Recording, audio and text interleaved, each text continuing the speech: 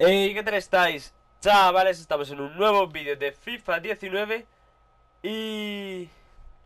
como ya sabéis, os traigo el SBC de Lukaku. Eh, es raro porque está de central, cosa que no me esperaba. Sé que es cierto que lo cambiarán de posición, pero vamos, cuando lo he visto diré, será extremo derecho o algo. Pero no, de central, la verdad no tiene malas estadísticas, tiene 85 de ritmo, 87 de defensa, 92 de física, de físico, perdón. A ver si me deja, vale, ahora. Tiene normal ataque-defensa, cosa que no está mal para un central, mide 1,90. Lo que yo haría sería usarlo de suplente. Y no sé qué carta poner, si cazador, si lo queréis usar de delantero de suplente. O también pensar que estas formas os sirven para darle química a los jugadores.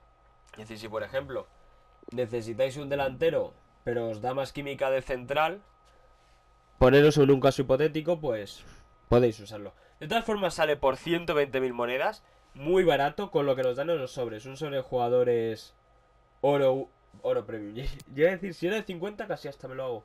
Nos darán unas 20.000 monedas con todo lo que vendáis, así que por unas 100.000 monedas me parece que está bastante bien. Vamos con la primera plantilla, pero eso sí, antes de nada deciros que podéis dejar un muy buen like si os gustan ese tipo de vídeos, suscribiros, ya sabéis esas cosillas.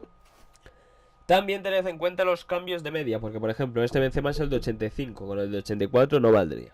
Vale, pues dicho eso, vamos a empezar ya con Benzema, Dani Ceballos, Iyarra Mendy, Ander Herrera, Rabiot, Matic, Mendy, Laporte, Tarkowski, que es el IF que hemos puesto, está un poco caro, así que si podéis conseguir cualquiera que tengáis transferible por el club, ponerlo.